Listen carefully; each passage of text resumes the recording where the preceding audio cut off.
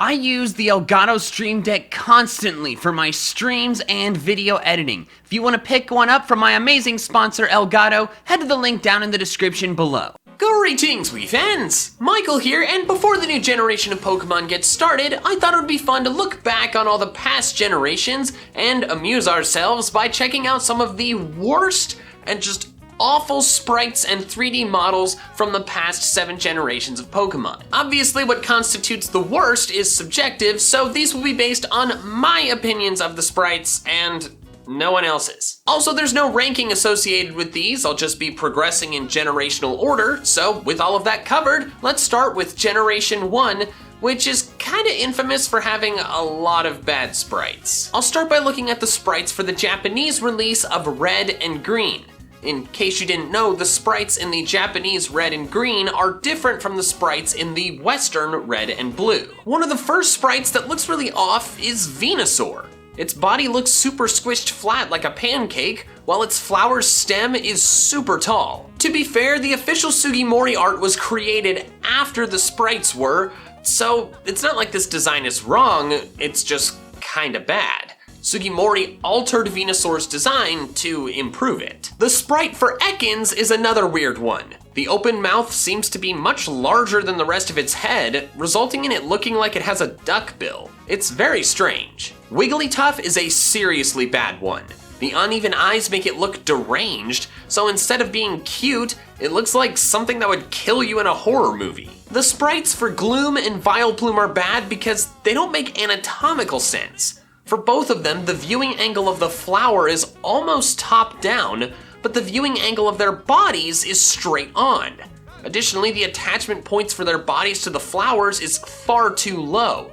It looks like the flower's lowermost petals are where the body connects to them, making it look like they almost just have flower windmills coming out of the top of their heads. They look ridiculous. The sprite for Mankey looks more like a blob that sprouted tentacles rather than a distinct body with limbs coming out of it. Seriously, those are not arms, those are wiggly worm limbs. Machamp and Machoke sprites just look plain creepy. Those smiles and wide faces are just kinda disturbing. The sprite for Farfetch'd has its duckbill curving up into a smile, which I admit is charming, but also looks pretty goofy. I should probably cover Gastly's sprite, which obviously does not have the typical ball of gas in the middle, but I don't consider this a bad sprite. It's just an early version of Gastly's design that was changed later. The sprite for Hitmonchan is just plain awful. You've probably seen that meme saying it looks like a Doduo squatting down to poop with a Togekiss creepily peeking out from behind it, which is definitely true. Plus, the proportions just look so off, and the fists covering most of its body make things just look really strange. You can't tell what it looks like behind its fists. It's just a truly awful sprite. The sprite for Moltres looks very different from Moltres nowadays, but remember the sprite was created first and then Sugimori made his art. Even so, this Moltres doesn't look very good. It's extremely rotund, plus its eyes look like they're half closed, so therefore Moltres seems to be either falling asleep or very sad. The final bad sprite from Red and Green is one that you've probably seen before because it's made its rounds in memes. That being Mew. The weird bulbous head with the tiny curled in arms and flipper feet make it look like it's on drugs. Now on to the sprites for Red and Blue. Blastoise for some reason got really fat. It looked totally fine in Red and Green, so I don't know why they made it look so bad in Red and Blue. The sprite for Golbat is an infamous one, as it should be. That weird tongue thing is deeply uncomfortable. You can see the spit drop off of it and everything. It's gross. Gloom looks far better than it did in Red and Green, but while Vileplume improved, the positioning of the attach point for Vileplume's body to the flower still isn't right. It still looks too low and even appears to be off to the side this time. Mankey has the same problem that it did in Red and Green, that being it looks like a blob with tentacles. Machop and Machoke again look weird. Machop especially, it looks like a flat gingerbread man. Between these games and the last, somehow Cloyster's clamping direction rotated 90 degrees. That's weird and I don't know why that change occurred. Both Execute and Exeggutor's sprites are pretty bad in this game. One of Execute's eggs is far larger than the other ones, which makes no sense, and the facial expressions for Exeggutor just really creep me out. Coughing, for some reason, now has the skull and crossbones above its face instead of below. I don't know why this change occurred. The top of Chansey's body looks like it was grabbed and stretched off to the right. It's really weird. Now on to Yellow version, which definitively has the best sprites in all of Generation 1 because it came out a little while after the anime had started airing. Therefore, they could base the Pokemon's appearances on how they look in the anime rather than the older sprites, which is good because the Pokemon in the anime definitely look better than they did in the sprites. Look, they finally fixed Vileplume. There are actually only 2 Yellow version sprites that I have a problem with. The first is Venusaur, which looks very different from its previous sprites because they were trying to emulate how it looks in the anime. However, as a result, its head looks too big compared to the rest of its body, plus the flowers look too small. And the other Yellow version sprite I don't really like is Mewtwo's because he looks like he's in the middle of a pelvic thrust. It's just kind of weird. Now on to Generation 2, which has a lot of different sprites because they vary between all 3 versions. I'll start with the Gold version sprites. The sprite for Chinchou looks like it's been stepped on, and its eyes almost seem like they're coming out of the top of his head rather than the front. Slugma's eyes are placed further up on its head than most other Slugma interpretations. I find this look to be much more off-putting, but I suppose this could be classified as an earlier design, not an issue with the sprite itself. Corsola's sprite puts the coral branches in weird places. Rather than having all 4 of them come out of the top, 2 of them come out of the top and 2 come out of the side. It definitely doesn't look as good as other Corsola designs do. I think Igglybuff's eyes are too small, which makes it look more creepy than cute. Smoochum looks like a murderous Chucky doll, and I don't like that. Not one bit. None of the other sprites really bother me, but I did want to point out that Spinarak and Sneasel are colored completely differently in Gold and Silver than they are anywhere else, even Crystal version. I don't know if this was a design change mid-generation or just a severely overlooked mistake, but it's just a strange thing that happened. Now on to the sprites for Silver version. Vileplume unfortunately seems to have regressed a little bit, now appearing like its head extends much further above its eyes than it should. Weezing's head now looks like it's tacked onto the top of the bigger Weezing's head, like we've seen before, and it's just a really strange change. I don't know why they keep doing this. The sprites for Chinchou, Igglybuff, Slugma, Corsola, and Smoochum all have the same issues in Silver as they do in Gold. And finally for Crystal, virtually all of the sprites are taken from either Gold or Silver and then animated. So any of the sprites that I would discuss here are ones that I've already covered. Now on to Generation 3, starting with Ruby, Sapphire, and Emerald. As you might expect, the later we go into the generations, the fewer bad sprites we're gonna see because they got a lot better at making sprites. So therefore, some of my critiques from here on out might get a bit nitpicky. Nidoqueen's sprite looks just a little goofy, like it's about to sneeze. Weezing again has that weird placement of the smaller head on top of the second rather than on the side. Is this just some, like, alternate Weezing design that they took a while to give up on? What? Lugia's head seems like it's too big. I know it's closer to the camera than the rest of its body, but the same is true for Ho-Oh's sprite, and Ho-Oh's head looks normal. In Fire Red and Leaf Green, the only sprites that differ from Ruby, Sapphire, and Emerald are the ones for the Kanto Pokemon, and I must say, I don't really have a problem with any of them. Nice work. Next up would be Generation 4, but I looked through all of the sprites and I think all of them are well done. Again, nice work. But then we get to Generation 5 and... Gen 5 made it so sprites are constantly moving rather than just having an animation at the start of a battle, and I really don't like this decision. For a very large chunk of the Gen 5 sprites, a lot of the movements cause the lines to look broken or dotted or staticky, and they just look really bad.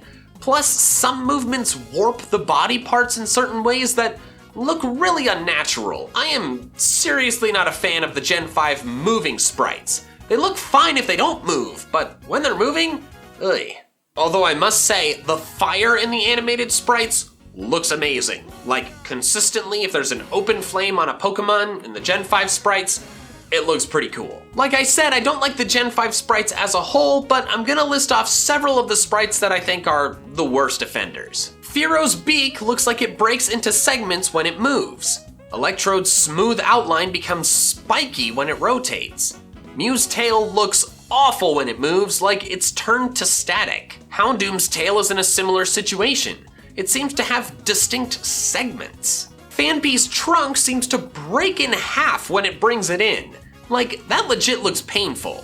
Lombre's lily pad turns to static when it turns its head. Azuril's tail turns to a complete mess of nonsense when it moves it. Sharpedo looks fine up until the moment it opens its mouth farther and turns its body, at which point every line goes to crap. Deoxys Speedform's arms are in the same situation as Mew's and Houndoom's tails, where they seem to be segmented when they're actually smooth and continuous. This sprite animation really doesn't seem to do very well with long, skinny, thin limbs. Krickettoon's arms and antenna just look awful. Luxray's tail is another long, skinny limb that gets really messed up. Ambipom's tails have this problem too. Watchog's tail is a really bad example of it looking segmented. I distinctly remember thinking its tail looked bad back when I played white version for the first time ever. Sigilyph's wings are a mess of pixelation. Yamask's arms look broken and again, pixelated badly. Escavalier looks fine if it's in its neutral position, but when it moves its lances and spiral shell, both end up looking awful. And finally, Lampet's arms always look horrible because it's constantly moving. This is not every example, but these are the ones that I think are truly awful. They look totally fine when stationary though, and I wish they had stuck with just stationary sprites. So that covers all of the bad sprites in the main series, so now it's time to talk about 3D models. However, before we talk about the main series ones, I wanted to cover some of the Pokemon 3D models that were used in console games prior to Generation 6. In games such as Pokemon Snap, Stadium, or Coliseum. A lot of them look bad, especially the older generation Pokemon, because the later generation Pokemon had their models made, well, later. But while a lot of them look not great, here are a few that stand out to me as extra bad. One of the most memorable for me is Kangaskhan. Its movements are wild and erratic, and its body parts seem strapped together uncomfortably. It does not look good. Another is Nidoqueen. Its torso is frickin' cubic. It looks ridiculous. And then there's Lickitung, whose eye placement looks like Hellspawn. And now let's talk about the main series 3D models. Since the same models are used in generations 6, 7, and 8, I'm gonna talk about all of those generations with this one segment. For the most part, I think the 3D models are good. They seem to do a really good job of representing Pokemon in 3D, and it was the proper step to take Pokemon into the more modern generation of games. However, there are a few models that make some Pokemon look way less cool in 3D than they did in 2D. One of the more infamous examples is Typhlosion. There are a lot of problems with this model. The most obvious is that its fire is not constantly lit. That's true for this entire evolutionary line, and it's a mistake. Its fire is constantly lit in literally every other main series sprite prior to this, and it looks way cooler. Having it sit there with its neck naked just does not look good. I understand that Typhlosion only really lights its fire when it's in combat, but where do you see this model most of the time? Frickin' combat! Additionally, the pose isn't good. It's standing super upright, which makes its neck look so much shorter. Compare how Typhlosion looks in this model versus any other sprite. What happened to the guy's neck? The pose is also pretty boring. This is actually a problem for a lot of 3D models because most Pokemon's neutral position is them just standing there in a neutral position, looking straight forward. Now, this isn't terrible because, it's better at observing the Pokemon as to how it would stand normally, but a lot of times it can make the battles feel a bit bland because they're just standing there rather than poised ready to strike. DJ Thed on the Smogon forums altered Typhlosion's model to make one that looks far better than the existing one because the fire is always lit and it's in a much more interesting dynamic pose. I hope for Typhlosion's next appearance, it gets a better 3D model. Another Pokemon that I think became way less cool in the transition from 2D to 3D is Archeops. In its official art and its Gen 5 sprite, it looks cool, The proportions are proper, it's got big wings, looks like a cool Raptor Archaeopteryx hybrid. It's dope. But then they gave it a 3D model that screwed everything up. They made its arms and wings way smaller, so now it looks like it's struggling to stay afloat rather than being the completely effective flyer we know it is. Additionally, rather than having the eyes look forward, they both look out in opposite directions. It makes it look soulless and brainless. Archeops' 3D model looks so bad that if it had been introduced in 3D rather than 2D, it may not have ended up as my favorite fossil Pokemon. Heck, I may not have ended up liking it at all. There are other examples of Pokemon getting bad 3D models, but these two are the most egregious to me, potentially because I really like them as Pokemon, so them getting shafted in the 3D model department offends me more. Before I wrap up, there's another problem with 3D models that I wanted to cover, and that is color. The 3D models oftentimes have dramatically altered colorations from previous generation sprites, and most of the time that's a bad thing. The primary issue is color saturation.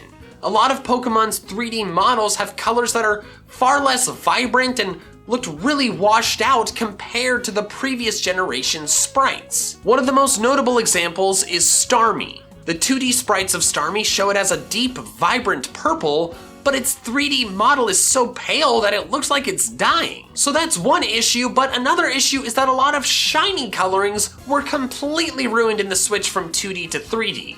One notable example is Lantern, who had both its regular coloring and its shiny coloring ruined. The regular coloration lost a lot of saturation, but the shiny coloring lost so much that it almost looks like the regular coloration.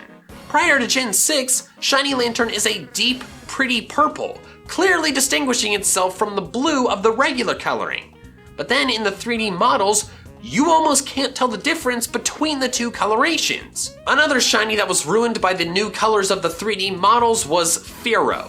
This one is near and dear to my heart because Sphero was the first shiny Pokemon that I ever captured. In Fire Red and Leaf Green, the game in which I caught it, it's a bright, pretty yellow. It has this coloration in Gens 4 and 5 as well. But then in the 3D models, it's barf green. What? Why? Why did they do this? I will admit it's closer to the shiny coloration that Sphero had in Gen 2, but they changed a lot of shiny colorations from Gen 2 to make them look better in Gen 3. Why would they revert to this awful shiny? It seriously sucks. Thankfully, it seems as if Sword and Shield are taking a big leap forward in making all the colorations of the 3D models really vibrant and saturated again. Let's Go certainly did that with quite a few Pokemon, but a lot of the colorations in Gen 6 and Gen 7 are just plain bad. So that almost wraps up this video, but before you go, I want to let you know that I'm doing a giveaway for a copy of Pokemon Sword or Pokemon Shield Winner's Choice. The winner will be announced on the day before Sword and Shield come out, and it will be an electronic copy. So if you are the winner, you'll be able to play the new game immediately as soon as it comes out. If you're interested in entering, which I don't know why you wouldn't be, the link is in the description below. Thanks so much for watching, and an extra special thanks to my patrons on Patreon. If you want to help support the channel and support me and get some cool perks in exchange, the link is in the description below. If you're interested in watching some more of my fun Pokemon content, I recommend this video here. Alright, that's all I have for now, so till next time, Pokefans, gotta catch them all!